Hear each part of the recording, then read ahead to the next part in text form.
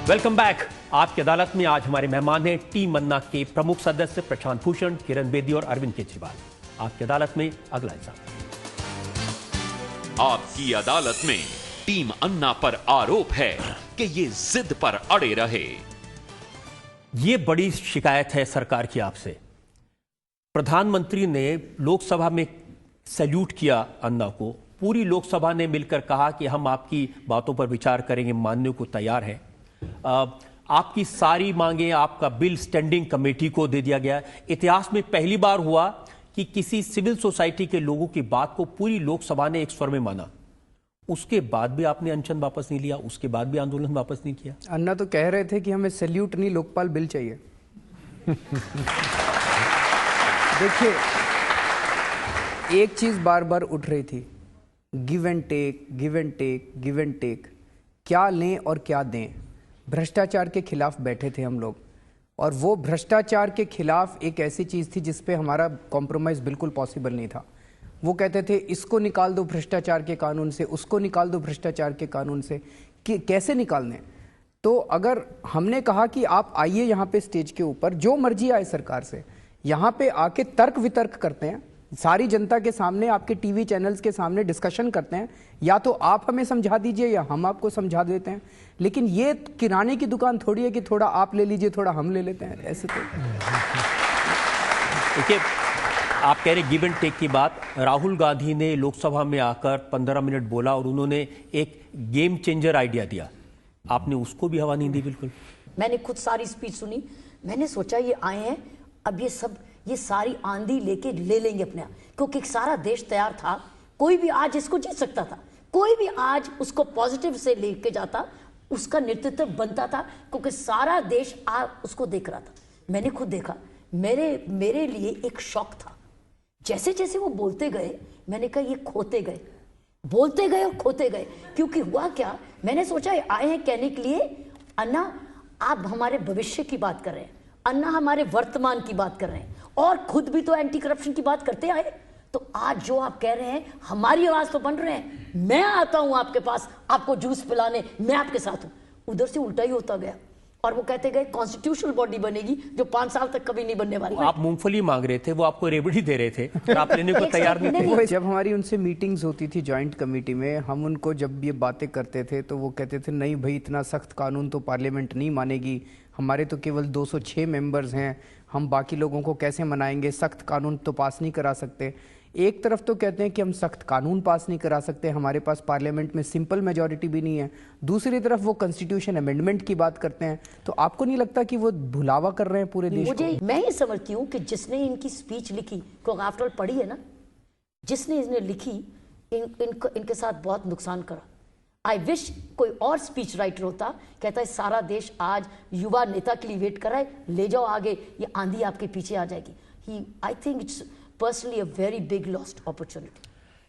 मैंने आज बयान पढ़ा है जयराम रमेश का, ग्रामीण विकास मंत्री हैं, इस सरकार के बड़े स्पोक्समैन हैं।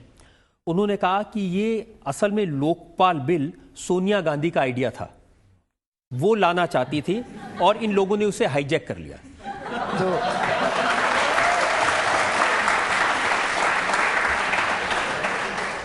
हमने तो कभी कहा नहीं कि ये हमारा आइडिया था। सबसे पहले आज मैं ये भी बता दूं कि लोकपाल शब्द कहाँ से आया। लोकपाल सबसे पहले अभिषेक मनु सिंघवी जी के पिताजी LM सिंघवी होते थे, उन्होंने इस शब्द को कॉइन किया था।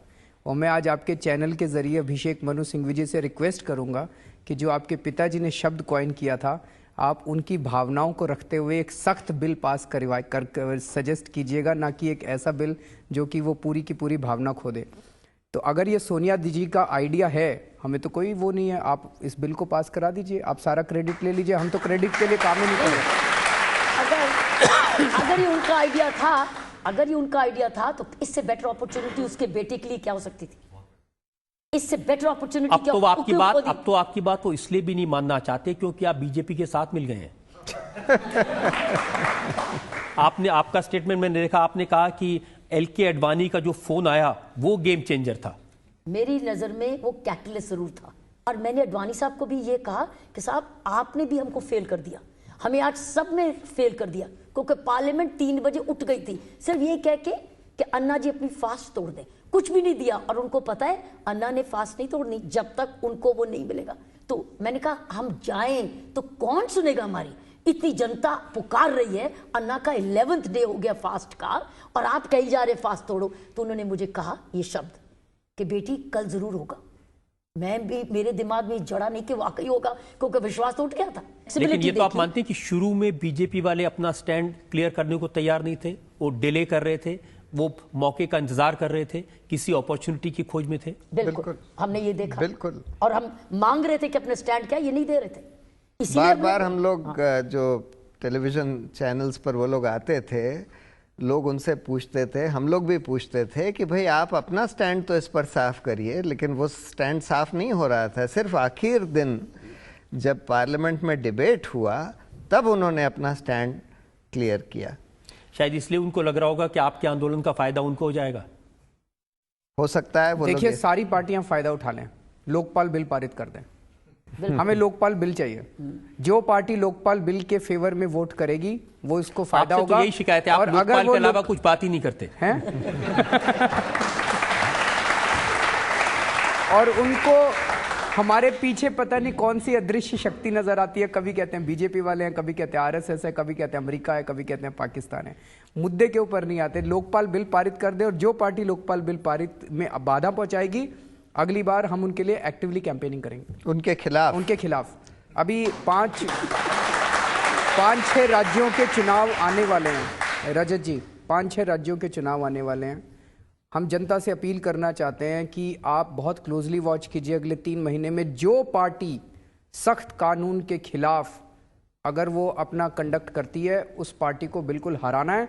और हम खुद वहां जा जाके, अन्ना जी को साथ ले जाएंगे, खुद वहां जा जाके उस पार्टी के खिलाफ कैंपेनिंग करेंगे।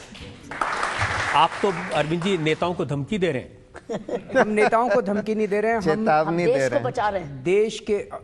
देश की जनता, जैसे मैंने कहा कि बहुत ज्यादा भ्रष्टाचार से तंग आ चुकी है। एक आम आदमी का जीना मुश्किल हो गया है। जिस तरह की महंगाई है, महंगाई भी भ्रष्टाचार की वजह से, किसान आत्महत्या कर रहे हैं वो भी भ्रष्टाचार की वजह से है, लोगों को राशन नहीं मिल रहा वो भी भ्रष्टाचार की वजह से है। लोग तंग आ चुके हैं भ्रष्टाचार से, और आज अगर जनता उनको चेतावनी दे रही है तो उनको इसके बारे में सुनना चाहिए, नहीं तो भविष्य में बहुत गड़बड़ होगी। अब तो आपको आश्वासन मिला है सरकार से, वो बिल लाएंगे। स्टैंडिंग कमेटी के पास 3 बिल है लोकपाल से रिलेटेड, तो आपको अभी परसों अभिषेक मनु सिंघवी से मिले थे, उन्होंने कहा 9 बिल आ चुके हैं। तो देश में हर आदमी लोकपाल बिल बना रहा है। तो आपको भरोसा है कि ये लोकपाल बिल 2-4 महीने में आ जाएगा, एक स्वरूप लेगा? बिल तो अभी भी ले आई थी सरकार, अगस्त के महीने में अपना एक बिल लेके आई थी, जो कि भ्रष्टाचार बढ़ाने का बिल था। वो भ्रष्टाचारियों को संरक्षण देने की बात कर रहा था। भ्रष्टाचार के खिलाफ जो शिकायत करेगा उसे 2 साल के लिए जेल में डाल दिया जाएगा। तो ऐसा बिल लेके आई थी सरकार। अब कैसा बिल स्टैंडिंग कमेटी सिफारिश करेगी ये समय बताएगा। मैं सिर्फ ये पूछना चाहता हूं, भरोसा है? मुश्किल है। नहीं है। आम आदमी को फिर से अपनी आवाज इससे जोड़ी रखनी पड़ेगी। हम हर आदमी को अलर्ट रहना पड़ेगा, और इसको पार्टी लाइंस पर नहीं, भारतीय लाइन पर, राष्ट्रीय लाइन पर, किसी की ये पार्टी आवाज उठाए ना उठाए, आम जनता को आप कह रहे हैं कि आप सबको ये लगता है कि सरकार ने जो वादे किए हैं, इंतजार आप कर रहे हैं लेकिन भरोसा नहीं है। देखिए, पिछले 3-4 महीनों में इतनी बार मार खा चुके हैं, धोखा खा चुके हैं, कि अब समय बताएगा कि वो कितना अपनी बातों के ऊपर चलते हैं। आप कह रहे हैं आप मार खा चुके हैं, सरकार कह रही हम मार खा चुके हैं इनसे। लेकिन इतनी पावरफुल सरकार है। लोग हमसे पूछते हैं कि आप ये अन्ना का जो मूवमेंट है, ये सरकार से 2 कदम आगे दिखाई देता है हर बार, तो ये कैसे होता है? हम कहते हैं कि वो बहुत मुश्किल नहीं है, क्योंकि सरकार हमसे 2 कदम पीछे रहती है। लेकिन देश की जनता को ये भी नजर आ रहा है कि आप तीनों पर शिकंजा कसने की भी तैयारियां हो गई हैं। आपके ऊपर और तरह तरह के इल्जाम लगेंगे, और उन सब इल्जाम के बारे में मुझे आपसे बात करनी है। लेकिन एक ब्रेक के लिए हम रुकेंगे, और ब्रेक के बाद आपकी अदालत में जनता के इल्जाम और सवालात का एक और दौर। पार्लियामेंट में चर्चा है कि कैसे किरण बेदी ने घूंघट ओढ़ा, और रामलीला अंदाज में कहा कि एमपी नीचे देखते हैं, ऊपर देखते हैं, आगे देखते हैं, पीछे देखते हैं। मैंने झूठ क्या बोला?